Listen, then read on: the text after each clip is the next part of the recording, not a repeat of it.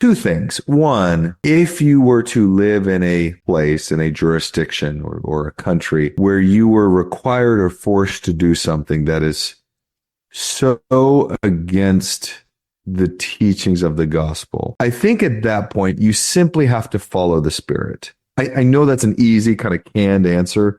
Outside of the scripture here, that doesn't mean that, given the scenario, you just jump off the cliff with everyone else if you're being required to do something that's truly vile or that's truly against the teachings of the gospel. At a certain point, you have to say, I have to adhere to where the Spirit is leading and guiding me to go, right? So that's first and foremost. The Spirit trumps everything, even the scriptures. The Spirit in the moment, in their moment of need, if it tells you to do something, that is of a higher authority at that moment than any scripture is. Okay. So that's important. But the second thing is, how does the bishop judge that, though?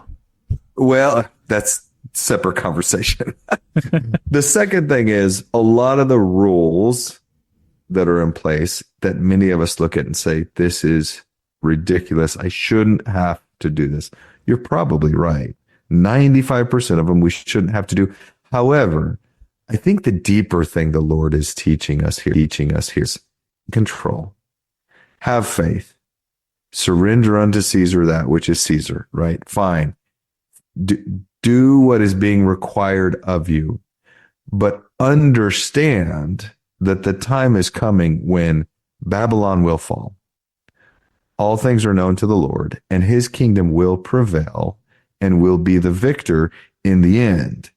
And so really it's just that act of faith to say, is it worth causing the trouble and the persecution and the problems? Because frankly, we did see times in church history where the saints did not always adhere to what the Lord was saying, where they did go out and create waves, so to speak, and brought upon some of the persecution themselves. An example of that was when it's, kind of speaking of Zion, when Joseph first received the revelation of where Zion was to be located, he was very clearly given the direction of, hey, don't have everyone go there all at once.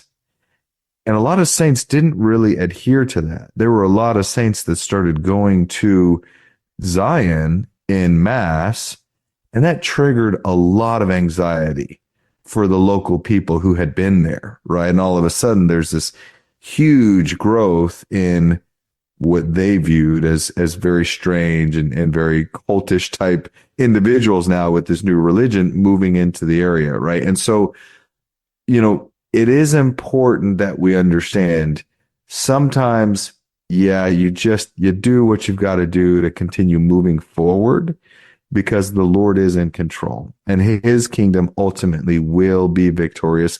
His ways can't be frustrated. He will not be frustrated. And so we simply have to bide our time and wait it out. And if we do that, all of this crap we're asked to go through will go away. It will be done away with. And we will truly get to focus in at that point on building the Lord's kingdom. I think Zion should have been in Texas. Now the world